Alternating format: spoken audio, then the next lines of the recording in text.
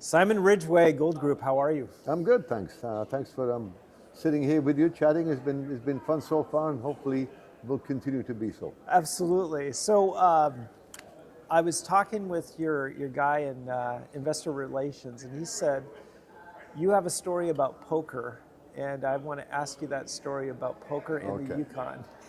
Well, early in my life I was kind of nomadic. I traveled quite a bit around the world, and to places that had caught my interest as a kid, and the Yukon was one of those. So I went up to the Yukon Territory in about 1975 and found out that, you could work in the bush and get paid more money than I'd ever made before. So I worked in the bush in the Yukon, line cutting, claim staking, doing that bush laboring kind of work during the summers, and then in the winters I'd drift down to Latin America and find a beach or two.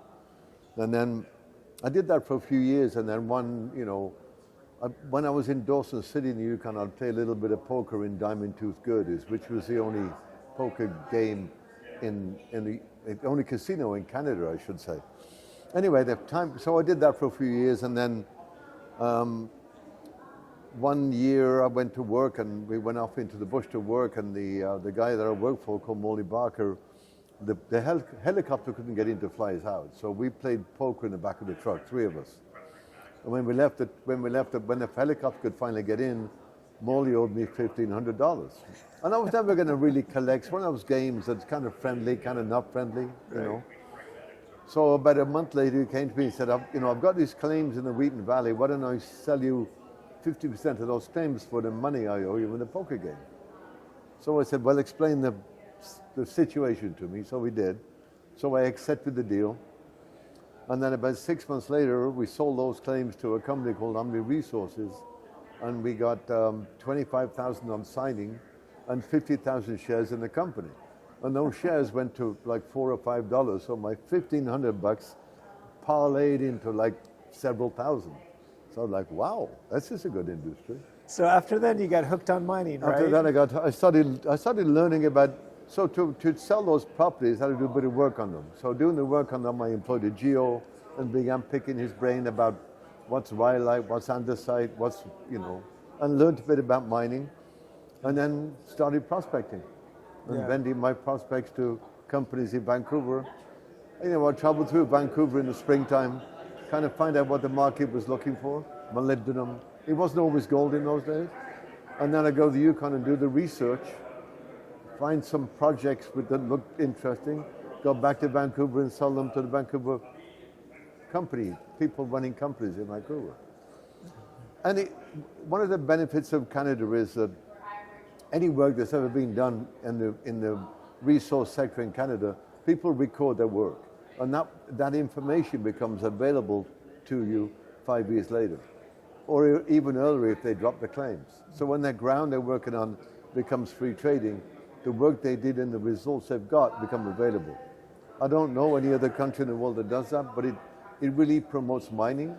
And for someone like me, I wasn't really a prospector, I was more of a researcher. I'd go through the Vancouver, find out what the market was looking for, go over to Yukon, do the research, find out where the potential for that mineral was, stake some ground. These reports, this work might have been done in the 50s or the 60s or the 70s.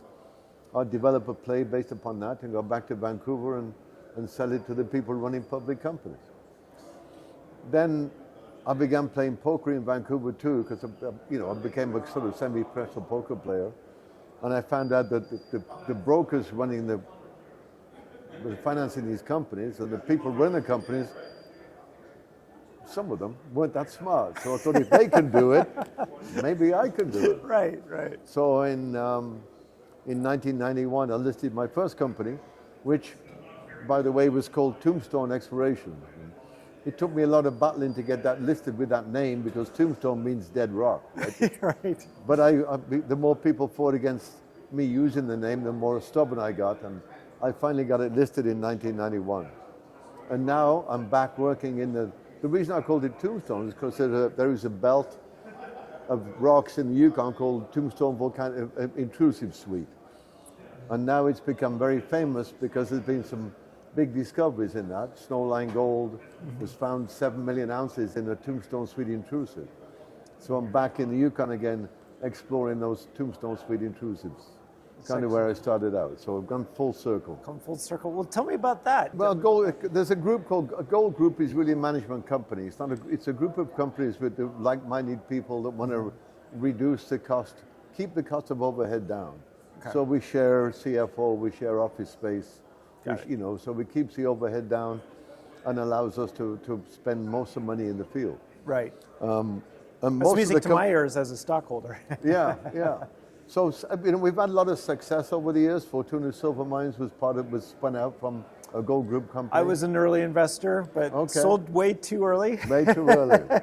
Well, Jorge worked for me. I worked in Guatemala. That's where I met Jorge Ganosa. He was a geologist working with a company that finished up failing in a poor market. So Jorge came to work for me in Radius Gold. And he spent about a year doing that. And within that year, he came to me and said, you know what, would you grubstake me to find a silver prospect? And I agreed, and my partner, Mario Shortlander, who's part of the Gold Group. So we grubstaked Jorge for a couple of years, and finally he found a project that we could buy in Peru called and they still have that, the Cuyama mine. It's a lead zinc silver mine. It's more lead zinc than it is silver. But we acquired it and marketed it as a silver mine, and it did become silver became the principal mineral for a while. It's back to zinc again now. So that started Fortuna Silver. And then we made a discovery in Oaxaca called the San Jose mine, which was really the backbone of Fortuna for the next 5 or several years. Yeah. Now they have quite a number of mines. And, it's a New York listed $1 billion plus company. So I'm very proud to be one of the founders of it. As you should be. So where is, I guess you're in different parts of the world where it's still in the Yukon, correct me if I'm wrong. I'm still back in the Yukon. I'm back in the Yukon now after being gone for a long time. Yeah. When that company, Tombstone, got listed, 1991 was a tough time to be in Canada. The flow-through money wasn't flowing very well, and it was a tough market.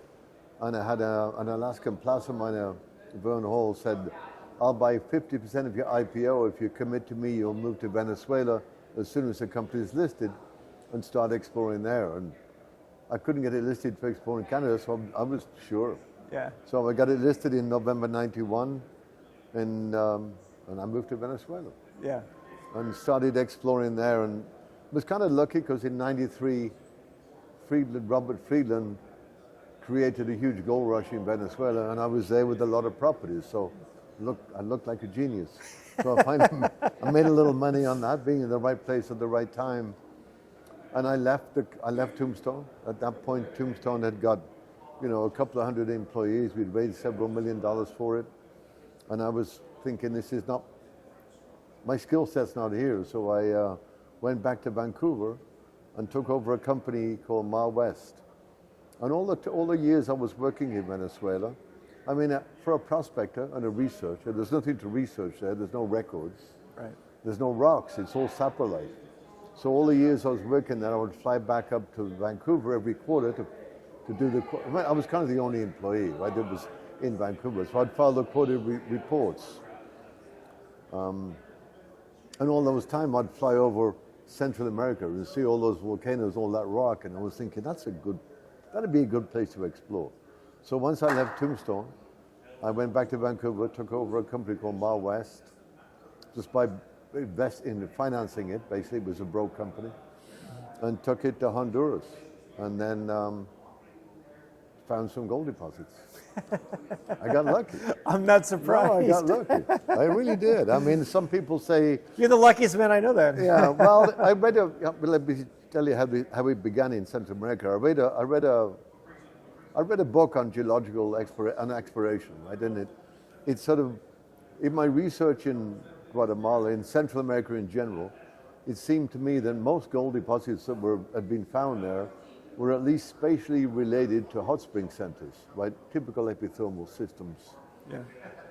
And all those hot spring centers in Central America had been documented by the French and the English while they tried to find geothermal systems. So I had all these books that were telling me where the hot springs were and which ones had silica and which ones didn't.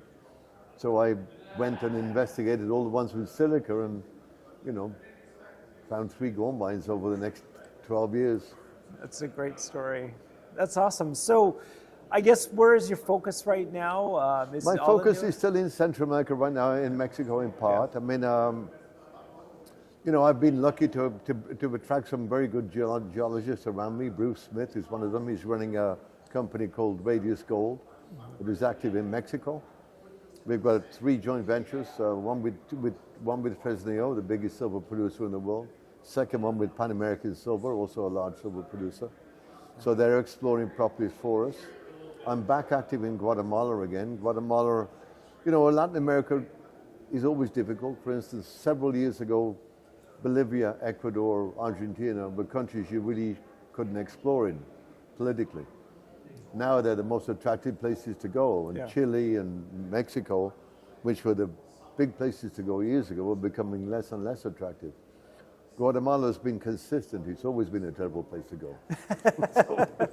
It's state level. Yeah. But what's good about it is the geology is similar to Mexico, and it's unexplored.